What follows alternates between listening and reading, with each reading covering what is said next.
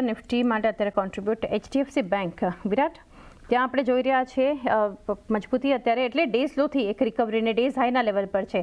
ખરીદારી નહોતી, નેગેટિવ શરૂઆત હતી ઓપનિંગ એચડીએફસી બેંકે બતાવ્યું હતું અને અત્યારે 1945ના ડેઝ હાઈ પર ટ્રેડ થઈ રહ્યું છે. કઈ રીતે સલાહ આપશો અહીંયા?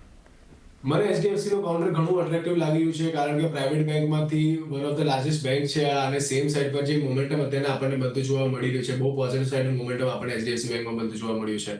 એક સારી એવી રેલી આપણે ઓબ્ઝર્વ કરી હતી, ત્યારબાદ આપણે હાયર લેવલ પર કન્સોલિડેશન બધું જોવા મળી રહ્યું છે, જે બહુ હેલ્ધી સાઇન છે સ્ટોક માટે. જો અહીંયાથી આપણને 1985 ના લેવલ સરપાસ થતા જોવા મળે, એની ઉપર આપણને કારબર થતો જોવા મળે છે, તે ફ્રેશ બ્રેકઆઉટ અહીંયાથી આપણને બધું જોવા મળી શકે છે. અને અગર અહીંયાથી એની ઉપર આપણને ક્લોઝિંગ આવતું જોવા મળે તો એ ઓલ ટાઈમ હાઈનું ક્લોઝિંગ આપણે કન્સિડર કરી શકીએ.